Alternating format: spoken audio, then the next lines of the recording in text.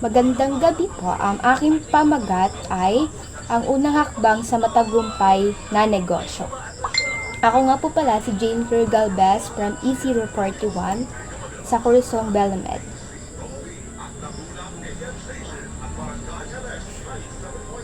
Sa bidyong ito, ang aking ipapaliwanag ang isa sa pinakamahalagang bahagi ng pagnenegosyo, ang planning the enterprise o pagpaplano ng negosyo. Kasama ko po ang aking nanay na si Joanne Galvez. Upang tulungan akong ipakita kung paano ginagawa ang isang simpleng plano para sa negosyo. Ang planning enterprise ang unang hakbang sa pagtatayo ng negosyo. Dito natin binubuo ang mga ideya, layunin at hakbang upang masiguro na maging maayos at matagumpay ang ating negosyo. Sabi nga nila, failing to plan is planning to fail. Tama.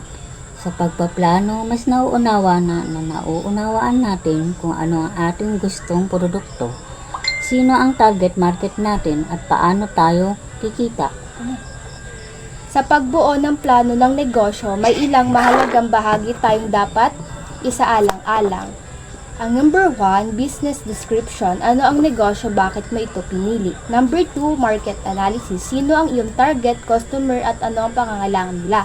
Number 3, marketing plan. Paano mo ipapakilala at ibebenta ang produkto?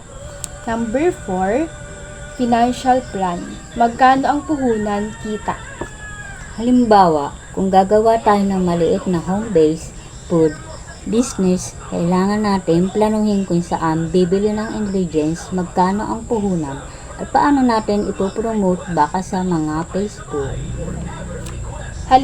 Halimbawa din, plano namin magtayo ng sweet bites, home cookies. Ang aming target market ay mga estudyante at empleyado na mahilig sa merienda. Gagamit kami ng online marketing upang mas maraming tao ang makikita ng aming produkto. Ako naman ang tutulong sa paggawa at packaging at ako rin ang magbabanta ng budget para hindi lumampas sa puhunan. Sa kabuuan, ang planning the enterprise ay hindi lamang basta paggawa ng plano. Ito ay ang paglalagay ng pundasyon ng ating pangarap na negosyo. Kung maayos ang plano, mas mataas ang tansyang magtagumpay tayo. Tandaan, bawat matanggumpay na negosyo ay nagsimula sa isang mahusay na plano. Maraming salamat po sa panonood. Naway may natutunan kayo tungkol sa planning enterprise. Thank you.